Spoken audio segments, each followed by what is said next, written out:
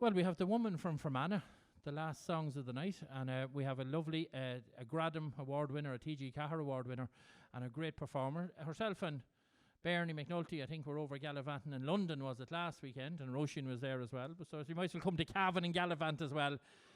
We toured America as well, myself and Rosie, and we had mighty times and great fun, and a wonderful lady down the moor and all that stuff. She taught me everything I ever learned about the great song tradition, and met her late father as well, a wonderful man. Derry Gonley was a great home for me for many years. So great to be able to bring the lady herself here tonight. Rosie Stewart.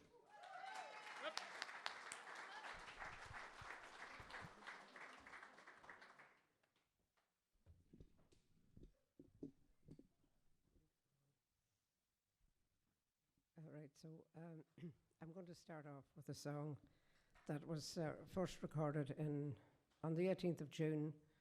For those of you who don't know your history, that is the date of the Battle of Waterloo. Just a bit of useless information. But it was recorded on the 18th of June in 1977 in McGrath's Bar in Brickborough. It was recorded by Keith Summers, and the two men who sang it were Paddy and Jimmy Halpin. It's my great regret that I'd ever met them.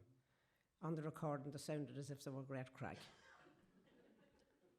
But I've subsequently heard Anne Skelton doing a very good job. Look at Rita Gallagher. Jesus, you can go nowhere. And he was called to reap and mow the hay.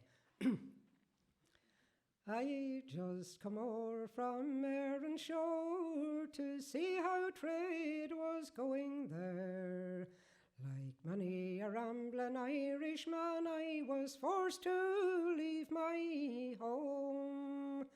I left my sweet Dungannon boys, where I spent my youthful days, where I whistled, fought and wrestled in the county of Tyrone.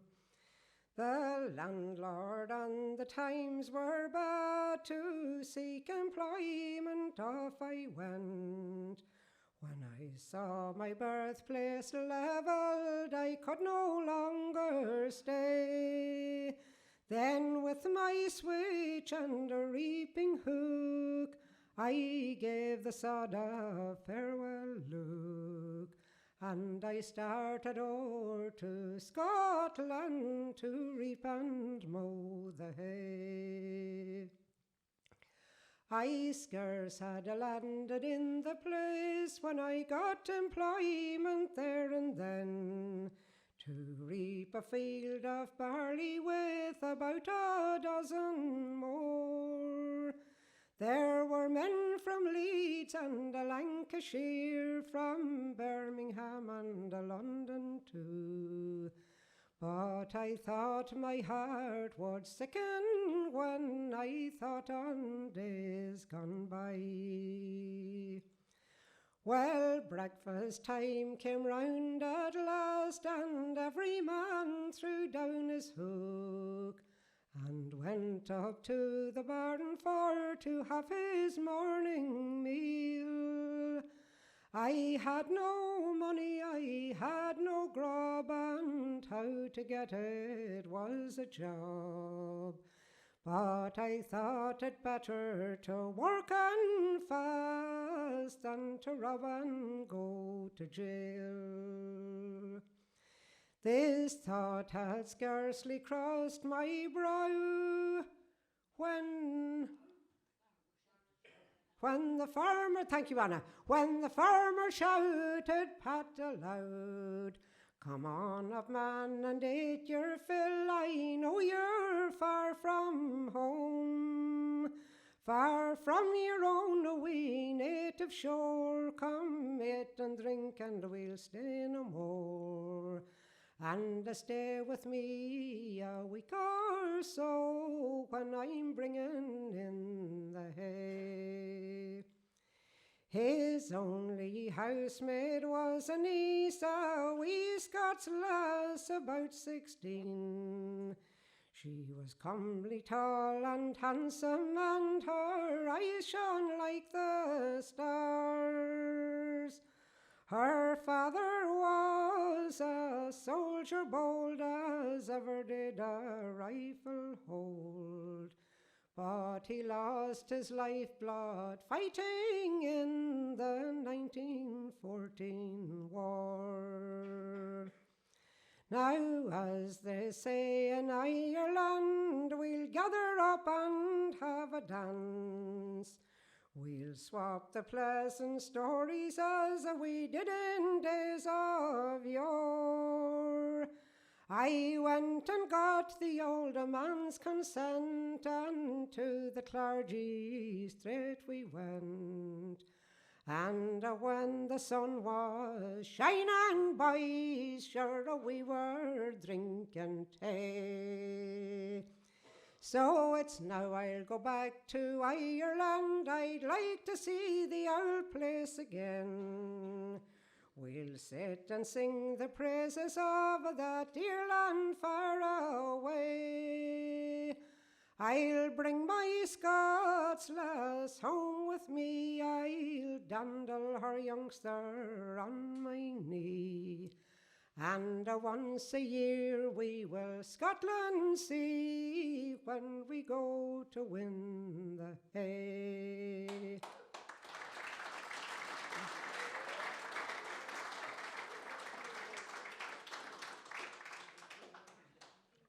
I love that line in that song.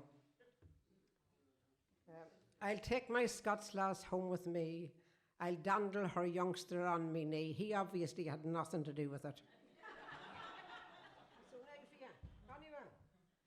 As Martin did say there a while ago, I was over in London last weekend, and my very good friend Bernie Mac turned up at the gig, as she is wont to do on occasion, and she asked me to sing a song that I hadn't sang for a long time, and I made a bit of a bags of it. So I might try it again tonight in the hope that I don't do the self-same thing. So it's a song that I got from the singing of the wonderful Dick Hogan.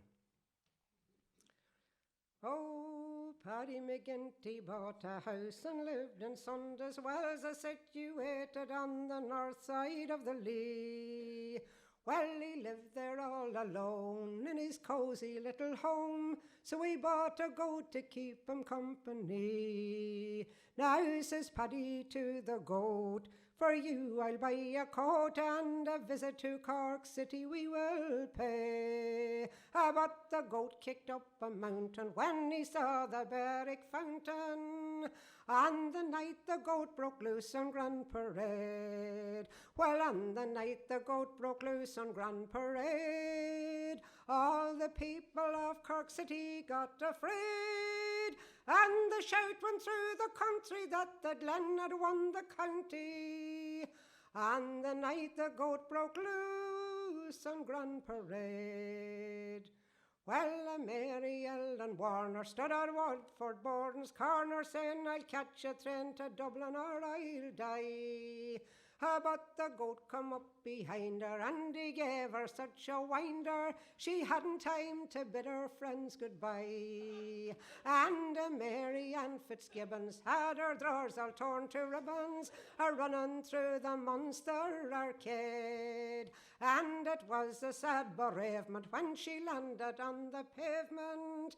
On the night the goat broke loose on Grand Parade. Well, on the night the goat broke loose on Grand Parade, all the people of Cork City got afraid. She went running down the Colkey, and 'twas worse than any polka.